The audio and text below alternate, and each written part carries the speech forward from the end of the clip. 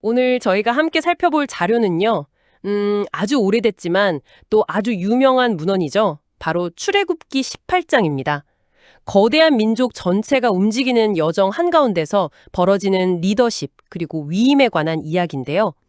이 고대의 이야기 속에 현대의 CEO나 팀장님들도 무릎을 탁 칠 만한 지혜가 있는지 한번 같이 찾아보시죠. 네, 오늘 이야기 무대는 뭐랄까 거대한 스타트업의 아주 혼란스러운 초창기 모습 같아요. 수백만 명을 이끌고 광야를 헤쳐나가는 리더 모세가 있고요. 그의 멘토이자 장인인 이드로, 그리고 끝없는 민원과 갈등을 안고 있는 이스라엘 백성, 이 세 그룹이 주인공입니다. 특히 모든 걸 혼자 짊어지다가 거의 번아웃 직전까지 간 리더가 예상치 못한 외부 컨설턴트, 그러니까 장인이죠. 장인에게서 인생을 바꿀 조언을 듣는 장면에서 이야기가 시작됩니다. 먼저 배경부터 좀 살펴봐야겠네요. 이스라엘 백성들이 이집트에서 극적으로 탈출해서 지금 광야에 진을 치고 있는 상황이고요. 이때 모세의 장인 이드로가 소문을 듣고 찾아옵니다. 하나님이 이스라엘을 어떻게 구원했는지 그 소문을 듣고 온 거죠. 맞습니다. 그런데 이드로가 혼자 오지 않죠. 예전에 모세가 잠시 돌려보냈던 그의 아내 십보라, 그리고 두 아들을 함께 데리고 와요. 게르솜과 엘리에셀. 근데 여기서부터 벌써 흥미로운 게 이 두 아들 이름에 모세의 인생 전체가 압축되어 있거든요. 아들의 이름에요. 그냥 지은 이름이 아니었군요. 마치 한 사람의 자서전 제목 같은 그런 건가요? 정확히 그렇습니다. 첫째 아들 게르솜의 이름은 내가 이방 땅에서 나그네가 되었다, 이런 뜻이에요. 모세가 이집트 왕자 신분에서 도망자가 되어서 미디안 광야를 떠돌던 시절, 그 외로움, 정체성의 방황, 이런 게 담겨 있죠. 그랬군요. 그런데 둘째 아들 엘리에셀의 이름은 뜻이 완전히 달라요. 내 아버지의 하나님이 나를 도우셔서 파라오의 칼에서 구원하셨다, 이런 의미거든요. 와, 정말이네요. 첫째 이름에는 과거의 그 고난이 담겨 있고 둘째 이름에는 최근에 경험한 극적인 구원의 감격이 그대로 녹아 있네요. 이름만 들어도 모세가 어떤 삶을 살아왔는지 뭐랄까 파노라마처럼 쫙 펼쳐지는 느낌입니다. 그렇죠. 이름 자체가 하나의 서사인 셈입니다. 그렇게 다시 만난 가족. 7절을 보면 모세가 장인을 맞으러 나가서 엎드려 절하고 입을 맞춥니다. 이건 그냥 단순한 가족상봉, 이걸 넘어서요. 한 민족의 지도자가 이웃 부족의 어른이자 제사장에게 최고의 존경을 표하는 공식적인 외교 의례와도 같아요. 그리고 나서 모세가 장인에게 그동안 있었던 일들을 쭉 설명을 해주죠. 이건 단순한 안부 인사가 아니라 자신들이 겪은 이 엄청난 사건의 의미를 공유하고 또 검증받고 싶었던 것 같아요. 바로 그 지점이 중요합니다. 이 이야기를 다 들은 이드로의 반응이 어땠을까요? 9절과 10절을 보면 그는 이스라엘이 구원받은 걸 자리 일처럼 진심으로 기뻐하면서 여호와를 찬송합니다. 진심으로 기뻐해 주는군요. 네. 그리고 11절에서 결정적인 한마디를 하죠. 이제 내가 알았도다. 여호와는 모든 신보다 크시다. 이건 정말 의미심장한데요. 이드로는 미디안의 제사장, 그러니까 이스라엘의 신앙체계 밖에 있던 사람이잖아요. 자기들끼리 우리가 위대한 경험을 했다, 이렇게 말하는 거랑 존경받는 제3자가 객관적으로 당신들이 겪은 일은 정말 위대한 일이 맞다, 이렇게 인정해주는 건 무게감이 완전히 다르죠. 맞습니다.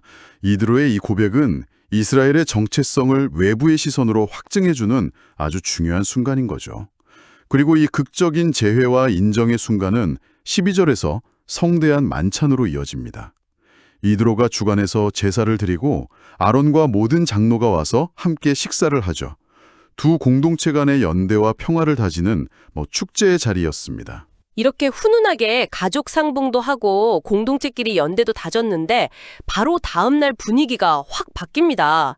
마치 잘 나가던 영화에서 갑자기 긴장감 넘치는 배경음악이 쫙 깔리는 것처럼요. 어떤 장면이 펼쳐지나요? 13절이 그리는 장면이 바로 문제의 핵심입니다. 모세가 재판석에 앉아 있고요. 백성들은 아침부터 저녁까지 그를 둘러싸고 끝없이 줄을 서 있습니다. 한번 상상해 보세요. 수백만 명으로 추정되는 인구의 모든 크고 작은 분쟁을 단 한 사람이 처리하고 있는 거예요. 이건 뭐 누가 봐도 지속 가능하지 않은 시스템이죠. 요즘으로 치면 거대 기업 CEO가 고객센터 민원 전화는 물론이고 신입사원 휴가 결제까지 전부 다 챙기는 셈이잖아요. 당연히 번아웃이 올 수밖에요. 바로 그 모습을 지켜보던 장인 이두로가 14절에서 송곳 같은 질문을 던집니다. 자네가 백성에게 하는 이 일이 어찌된 일인가?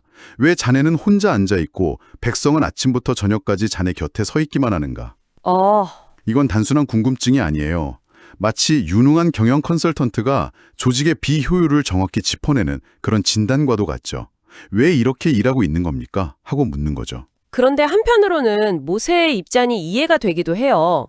15절, 16절 대답을 보면 본인이 하나님과 직접 소통하는 유일한 창구라고 생각했을 때니까 이 신성한 일을 어떻게 다른 사람한테 맡기나 하는 엄청난 책임감, 사명감에 시달렸을 것 같거든요. 이걸 놓는 게 쉽지 않았을 겁니다. 아주 정확한 지적입니다. 그리고 바로 그 점 때문에 이드로의 조언이 더 빛나는 거죠.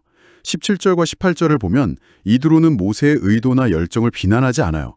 자네가 하는 그 방식이 좋지 못하네 라고 말하죠. 아, 방식이. 네, 모세의 선한 마음은 인정하지만 그 시스템은 틀렸다는 겁니다. 그러면서 단호하게 경고하죠. 자네와 이 백성이 필연적으로 기력이 쇠하게 될 것이야.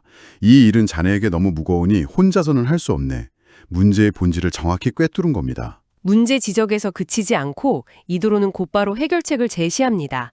마치 준비해왔다는 듯이 이제 내 말을 듣게, 내가 방침을 가르쳐 주겠네 라고 하면서요.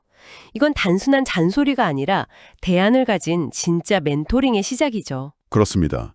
이드로가 제시하는 해결책은 놀라울 정도로 체계적입니다.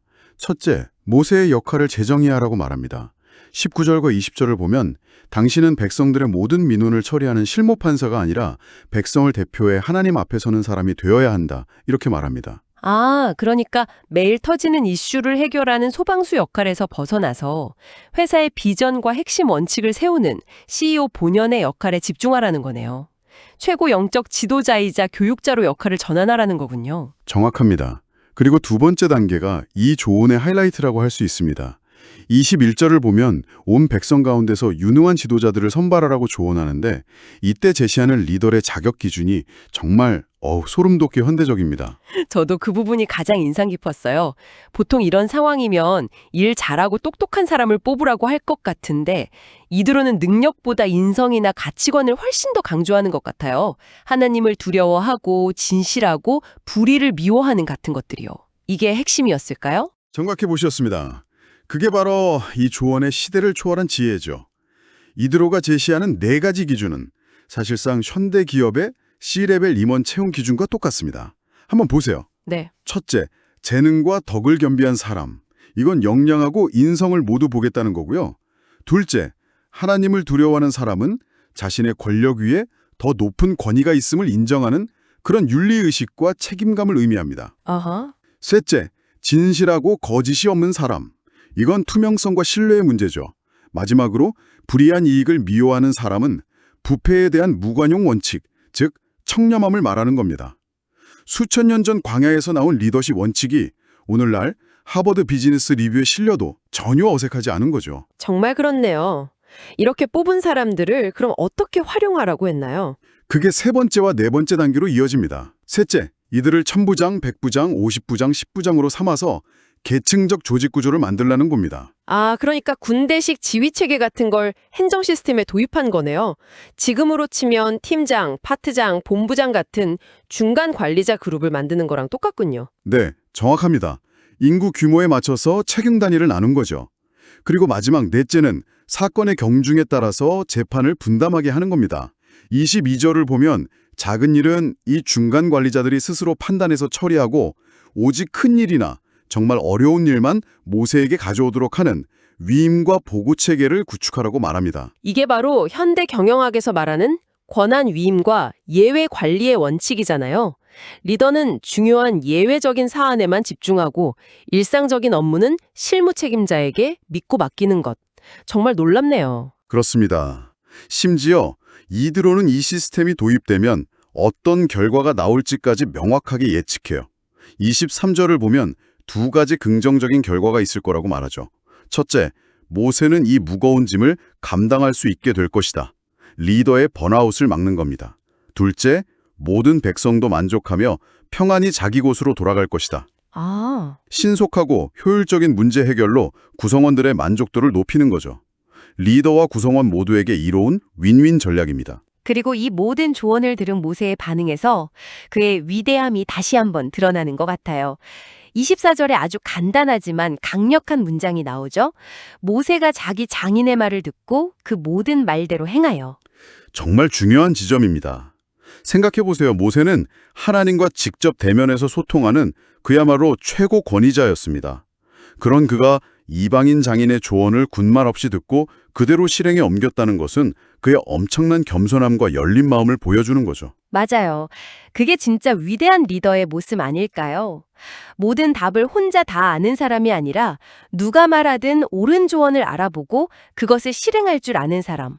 심지어 그게 자기 장인어른일지라도요. 그렇죠. 그리고 실제로 25절과 26절을 보면 모세는 이드로가 제시한 기준에 맞는 사람들을 뽑아서 새로운 리더십 체계를 구축했고 시스템은 성공적으로 작동하기 시작합니다. 거대한 조직의 혁신이 그렇게 이루어진 거죠. 정리를 좀 해보면요. 우리는 오늘 한 가족의 따뜻한 재회에서 시작해서 번아웃 직전의 조직을 구하는 한편의 경영 컨설팅 사례까지 살펴봤습니다. 출애굽기 18장은 단순히 오래된 종교 기록을 넘어서 리더십과 조직 관리, 그리고 지혜로운 조언을 구하고 수용하는 것의 중요성에 대한 시대를 초월한 교훈을 담고 있네요. 이 이야기는 지금을 사는 우리에게도 많은 질문을 던집니다. 혹시 당신의 삶이나 당신이 속한 조직에 모든 것을 혼자 짊어지려는 모세는 없나요? 혹은 당신 자신이 그런 모세는 아닌가요? 만약 당신 곁에 이드로 같은 지혜로운 조언자가 나타난다면 어떤 말을 해줄까요? 유능하고 신뢰할 만한 사람을 선택하고 그들에게 명확한 권한을 위임하며 리더는 가장 중요하고 핵심적인 업무에 집중하게 하는 원칙. 이 지혜는 수천 년 전 광야에서나 오늘날의 복잡한 조직에서나 여전히 유효합니다. 오늘의 탐구를 마치면서 마지막으로 생각해 볼 만한 질문을 하나 던져드리고 싶습니다. 이 모든 놀라운 조언을 해준 뒤에 27절을 보면 이드로는 어떻게 행동하나요? 그는 모세에게서 어떤 직책이나 보상을 요구하지 않고 그냥 조용히 자기 고향으로 돌아갑니다. 이 행동은 진정한 지혜와 멘토링의 본질에 대해 무엇을 말해주는 걸까요? 어쩌면 진정한 조언이란 아무런 대가를 바라지 않고 베풀어지고요. 그 성공 여부는 멘토가 떠난 뒤에 남은 사람들이 얼마나 잘 성장하고 자립하는지로 측정되는 것일지도 모릅니다. 한 번쯤 깊이 생각해 볼 만한 여운인 것 같습니다.